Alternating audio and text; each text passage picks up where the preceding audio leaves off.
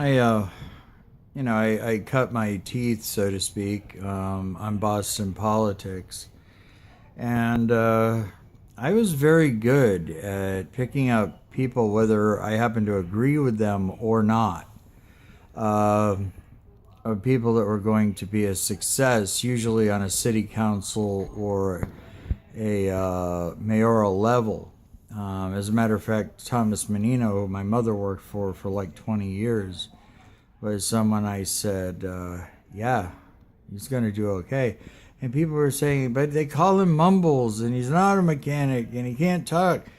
And I remember watching Clinton, and I guess it was the 84 keynote speech at the Democratic convention. No, I take that back, the 88 keynote speech, and he made it.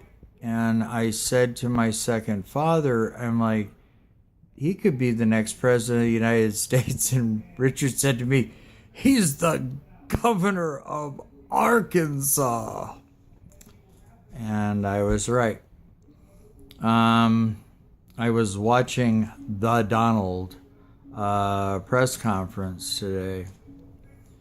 And, whether you agree with him or disagree with him, I have never seen a president engage the press like that. And while I think that the commander-in-chief should be socially of a little higher caliber, I can see where that could very well appeal to people.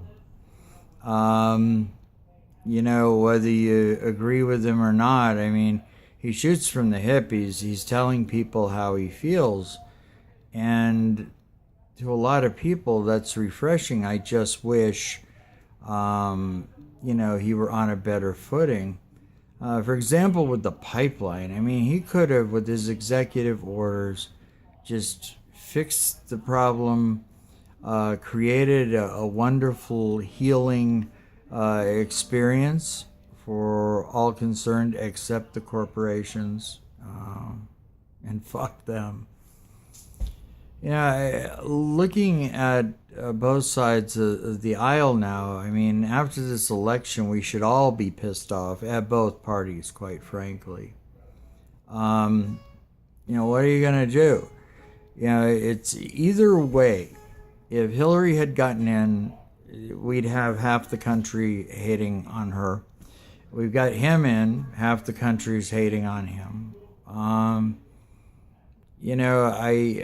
I just don't know. I mean, I've gained over the years a complete and total distrust of the media. When I hear people like Nancy Pelosi are worth $45 million, and her corporatist sideshows, and so does Hillary Clinton's, and so does John Boehner, or whatever his fucking name is. And the thing is, I don't care if somebody is a Democrat or a Republican. I want to see the corporatist state dismantled. It is destroying the planet. Capitalism is not our friend. And I love it people, it's either capitalism or communism. Bullshit. It's whatever happened to imagination. Whatever happened to critical thinking and creative problem solving. All Trump has to do, quite frankly, is pull off like 3 or 4 of the things that he promised he would do and be successful at it. And I don't think things are going to change back for a long time. This business is saying, he's going to be assassinated, he's going to be impeached. They were saying that about Obama, too. And I think that people are just projecting, as evil and as fucked up as it might be, their own desires and wishes. I don't want to see any harm coming to him. And I'm like, bullshit. You want his dog to bite him and you want the bus to run over him.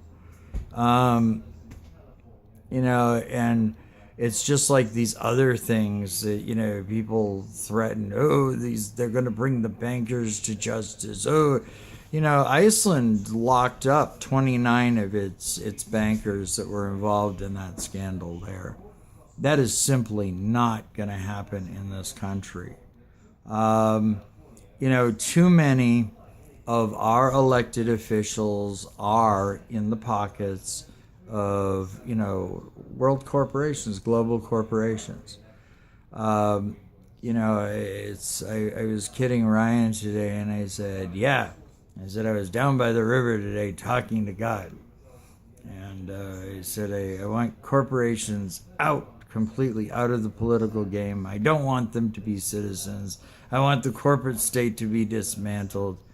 I mean, Mussolini said it best. He's like, fascism is inappropriately named. It should be corporatism. That is when the state and the corporate structure marry one another. And you look at people, there are people on both sides of the aisle that are corporatists. It doesn't really know ideological party lines, and even though Donald Trump is certainly a friend to rich people, a large part of his constituency are people that are tired of these corporations exporting jobs and industry, etc. And when he comes out with this thing about, oh yeah, he's going to build the wall and pay for it by throwing a 20% tariff on Mexican goods, and that includes goods that are produced by American companies down there that are sent back across the border. He's really tapped into a populist message that I'm seeing that more and more people appreciate. When I was watching the live feed on the press conference, man, in that thread, there were more fucks than you see on a popular porn site, which I know nothing about. Also, the C-bomb was dropped, and I don't even know who they were talking about at that point because it was moving so fast. And it's got people's profanity and tempers and dander up and all that stuff. And, he really is the bull in the china shop, because a lot of members of the Republican Party, especially the establishment, are scared shit of him. So we'll see what happens. But, I don't think the Democratic Party, and I realize that, I have a vested interest in this as a progressive. But, the Democratic Party this time around really offended the progressive base. And, I guess, Hillary Clinton is somebody that is known to hold a grudge. And, not so much with Bernie Sanders, but with his supporters, in the progressive wing, which is like 12 million people in the Democratic Party, but who are probably going to walk. And people say, oh, well, this is going to... No. It's like all parties that we have now started somehow. The Republicans were out of the Whig Party, and Abraham Lincoln basically raised a third party into being a main party, and so it's got to start somewhere.